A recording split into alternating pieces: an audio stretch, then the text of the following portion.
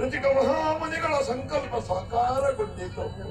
ಅಂದು ನನ್ನ ಆಶ್ರಮದ ಅಂಗಣದಲ್ಲಿ ಕೈಗೊಂಡಂತಹ ನಿನ್ನದಾದಂತಹ ವೈಷಮ್ಯ ಸಾಧನೆಗೆ ಹೇತುವಾಗಿ ತಲುಪಬೇಕಾದ ಸ್ಥಾನಮಾನವನ್ನು ಇಂದು ನೀನು ತಲುಪಿದೆ. ಹಾಗಿದ್ರೆ ಇದುವರೆಗೆ ನೀನು ತಲುಪಲಿಲ್ಲ. ಯಾಕೆ ಗೊತ್ತೇ? ಕಾಮ ಕ್ರೋಧಾದಿಗಳನ್ನು ಜಯಿಸುವಲ್ಲಿವರೆಗೆ ಬ್ರಹ್ಮ ಋಷಿ ಪದ ದೊರೆಯುವುದಿಲ್ಲ.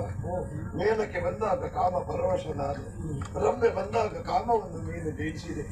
ಆದ್ದರಿಂದ ಹೃತ್ಪೂರ್ವಕವಾಗಿ ಹೇಳ್ತಾ ಇದ್ದೇನು, ವಿಶ್ವಾಮಿತ್ರ, ನೀನು ಬ್ರಹ್ಮ ಋಷಿ, ಬ್ರಹ್ಮ ಋಷಿ, ಬ್ರಹ್ಮ ಋಷಿ.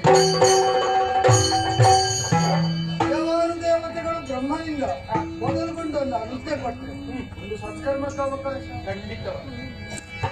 ಖೇದಯಾನಿಧಿ ಧನ್ಯನಾಗಿ ಧನ್ಯನಾ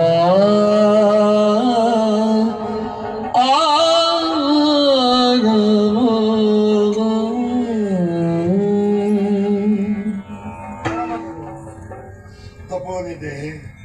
ಆಶ್ರಮದಲ್ಲಿ ಕಾಮಧೇನುವಿನ ಸಂತತಿಯನ್ನು ಕೊಡದಿದ್ದಾಗ ಆಕ್ರೋಶಿತನಾಗಿ ಸಾವಿರಾರು ವರ್ಷದ ತಪದ ಸಂಸ್ಕಾರ ಸಿಕ್ಕಿದಾಗ ಗೊತ್ತಾಗ್ತದೆ ಕಾಮಧೇನುವಿನ ಸಂತತಿಯನ್ನು ಕೊಡುವುದಿಲ್ಲ ಅಂತ ಹೇಳಿದ್ದೇ ಅಲ್ಲ.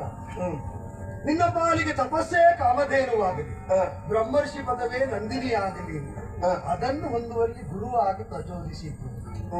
ಇನ್ನು ವಿದ್ವೇಷಕ್ಕೆ ನೀ ಆಸ್ಪದ ಅಲ್ಲೇ ಅರಿಯದೆ ಅಜ್ಞಾನಿಯಾಗಿ ಮಾಡಿದ ಪಂಥಕ್ಕಾಗಿ ಪ್ರತಿಜ್ಞೆಗಾಗಿ ಪಶ್ಚಾತ್ತಾಪದಿಂದ ದಗ್ಧವಾದ ಮನಸ್ಸನ್ನು ಹೊಂದಿದ ನಾನು ತಮ್ಮ ಅಡಿದಾವರೆಗಳಿಗೆ ಶಿರಚಾಚಿ ತ್ರಿಕರಣ ಪೂರ್ವಕ ಕ್ಷಮೆ ಕೇಳ್ತಾ ಇದ್ದೇನೆ.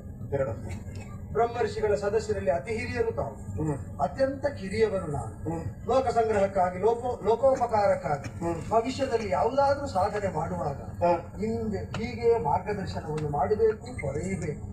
ಸಾಂದರ್ಭಿಕವಾಗಿ ವೈಷಮ್ಯಜನಕವಾದ ಯಾವುದಾದ್ರೂ ಮಾತು ಬಂದರೂ ಕೂಡ ಅದು ವಿದ್ವೇಷದಿಂದಲ್ಲ, ತತ್ವಾನ್ವೇಷಣೆಗೆ ಅಂತ ತಿಳಿಯುವ ಔದಾರ್ಯವನ್ನು ಪ್ರಕಟಿಸಬೇಕು. ಆಗಲಿ. ಜೊತೆಯಲ್ಲೇ ಒಂದು ಪ್ರಾರ್ಥನೆ ಹೇಳು. ಋಚಿಕ ಮಹಾಮುನಿಗಳ ಸಂಕಲ್ಪದಂತೆ ಕ್ಷತ್ರಿಯರಾಗಿ ಉದಿಸಿದ ನನಗೆ ಬ್ರಹ್ಮರ್ಷಿ ಆಗುವುದಕ್ಕೆ ಇಷ್ಟು ಕಷ್ಟ ಆಯಿತು.